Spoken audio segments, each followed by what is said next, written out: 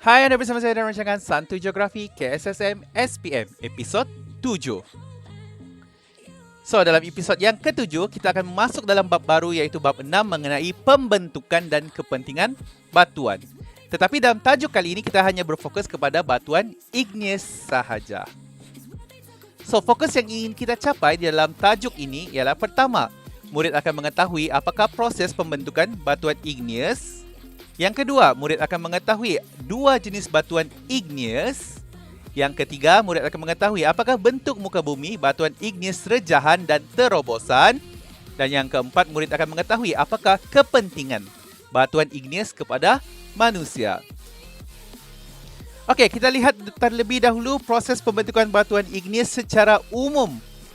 Okey, batuan igneous berlaku disebabkan oleh proses penyejukan dan pemejalan magma dan lava. Itu umum. Okey? Alright. Dalam batuan igneous terbagi kepada dua jenis, iaitu rejahan dan terobosan. Okey, kita lihat apakah perbandingan di antara rejahan dan terobosan. Okey, batuan igneous rejahan yang pertama wujud di dalam kerak bumi. Manakala terobosan wujud di luar permukaan kerak bumi. Yang kedua, igneous rejahan berlaku disebabkan oleh penyejukan dan pemejalan magma sahaja.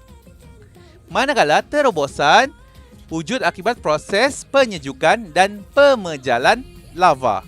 So, perhatikan magma, rejahan, lava, terobosan. Dan okey, nama lain untuk igneous rejahan adalah igneous jalar dalam. Okey, nama lain untuk igneous terobosan adalah igneous jalar luar. Okey. Seterusnya kita lihat apakah jenis batuan igneous. Kita tahu sudah rejahan dan terobosan. So, apakah contoh batuan igneous?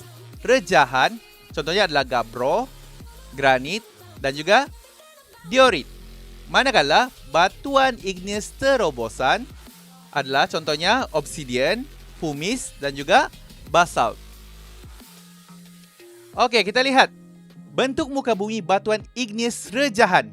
Okey, rejahan iaitu yang di dalam kerak bumi. Okey, antaranya adalah batolit, sil, daik, lopolit, lakolit. Okey, kalau kita perhatikan bagaimana kita hendak mengingat. Okey, dia menggunakan istilah-istilah yang sedikit pelik. Okey, batolit, sil, daik, lopolit, lakolit. So, bila kita dapat tahu atau bila kita nampak nama-nama ini, so kita fokus kepada bentuk muka bumi batuan igneous rejahan. Okey, manakala bentuk muka bumi batuan igneous terobosan iaitu di luar kerak bumi. Apakah bentuk muka buminya iaitu penara basalt. Yang ini kawah dan kasik tawah. Yang ini kaldera.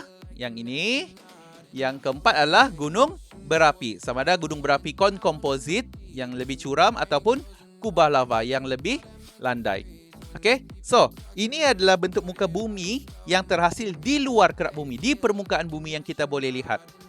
Alright, so seterusnya kita lihat apakah kepentingan batuan igneous kepada manusia. Okey, soalan mengenai kepentingan batuan igneous kepada manusia ini boleh jadi keluar dalam soalan struktur. Okey, boleh juga keluar dalam soalan objektif.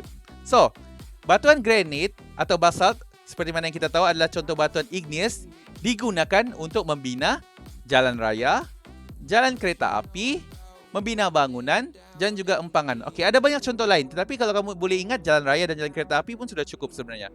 Dan bangunan. Okey? So, itu saja untuk fokus kita kali ini. Sekian, terima kasih dan diharap kita akan bertemu dalam rancangan yang seterusnya.